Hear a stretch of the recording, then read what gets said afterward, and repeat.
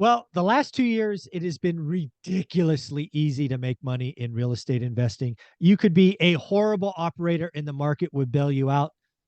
The next 2 years, you could be a great operator and you will likely take some L's. What I want to do today is have a conversation with the best of the best in Fresno, California, Mr. Jason Pritchard, and ask about his competition just going away over the next 2 years. How you doing, buddy? I'm doing great, Zuber. How are you? I'm doing well, man. I've got to tell you, I have come to believe that the next 2 years, whether it's stocks or real estate businesses, the good operators, the people worried about the daily operations are going to win, survive, and thrive. And the people that were in it for easy money and just running by the seat of their pants, they're going to lose their ass and they're not going to be around in 6 to 9 months. And I'm curious, what do you think? I agree. I'm seeing that right now, and a good way Wow, to test already. it out is, yes, a good way to kind of get a pulse on that is with the wholesale market. I think this time last year, when we would send out a wholesale deal, we would press a button and our inbox would just blow up with offers and this and that and the other thing. Right now, you really see that there is just even the people that I know that are like legitimate buyers, like not in this group that we're talking about now that are going to get pushed out, but people that I know have been in this for the long haul and are going to be around for a long time. Even they've kind of put some stuff on pause. So yeah, I think on all levels, you're going to see a lack of competition, or you're going to see some of that dissipate for sure.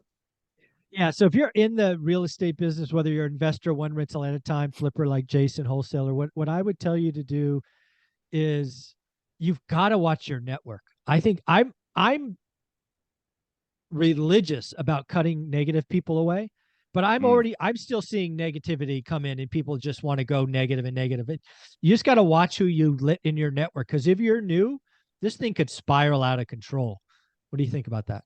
Yeah. And I think one of the things that you have to do too, and this is something that I'm doing this year, I've had a focus on, and even with this is always going to be something for me. I love to reach out. I love to help new people. I love to get those. I spent last year doing one lunch every single week, and most of it was with newer investors, right? So we're talking to a lot of people that are getting into the business. But I think for me, one of the things that I'm shifting my focus on is that time that I'm spending is going to be talking to higher level operators this year, right? Because I really want to collaborate with people that are, you know, that are doing the business at a high level that I can probably learn something from, right? To help navigate some of the shifting market. So your network, guys, especially now, is going to pay huge dividends. So you've got to be investing in the people that you're going to be surrounding yourself with for sure. Yeah, the other thing I got to remind people, there's a lot of investors the last 2 years have what I call shiny object syndrome. Yeah. They were just all over the place. The next year or two, it's going to be paid to be laser focused. This is not a time to get distracted. And I think that's hard for a lot of people. Everybody wants the easy button, the next shiny thing. Just figure out what you are, what you do that.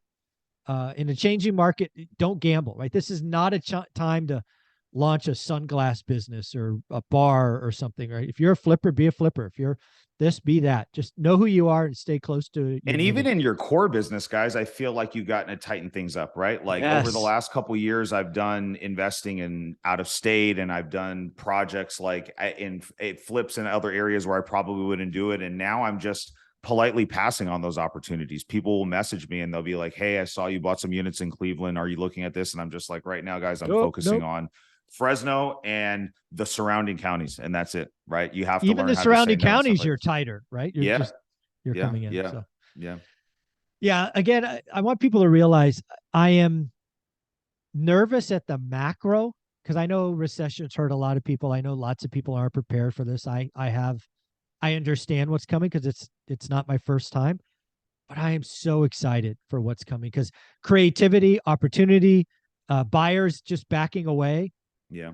It's, you can buy better. You build wealth in recessions. You make money in the good times. You build wealth in the recession. And the next 2 years, I think, are going to be amazing for guys like you and I. Yep. Yeah. No, I think one of the things that I always say is just cautious optimism, right? We have to just navigate through where we're at right now, right?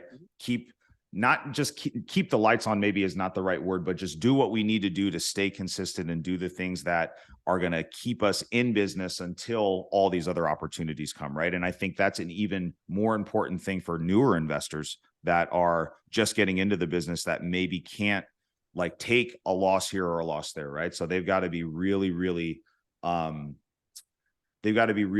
keeping their eyes focused on the ball right now. They can't take their eye off the ball. It's not going to be good.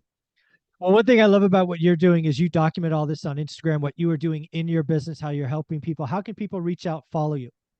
On either Facebook or Instagram, guys, those are the two platforms that I'm the most active on. Just reach out to me. I'm happy to help, happy to be a resource. I answer all my DMs on there. So send me a message, man. I'm happy to answer questions if you got them. Yeah, folks. And if you want me to ask Jason Pritchard a question on our next Sunday discussion, leave comments below. I will probably pick one and we'll see what happens. There Jason, thank you so much. Thanks, man.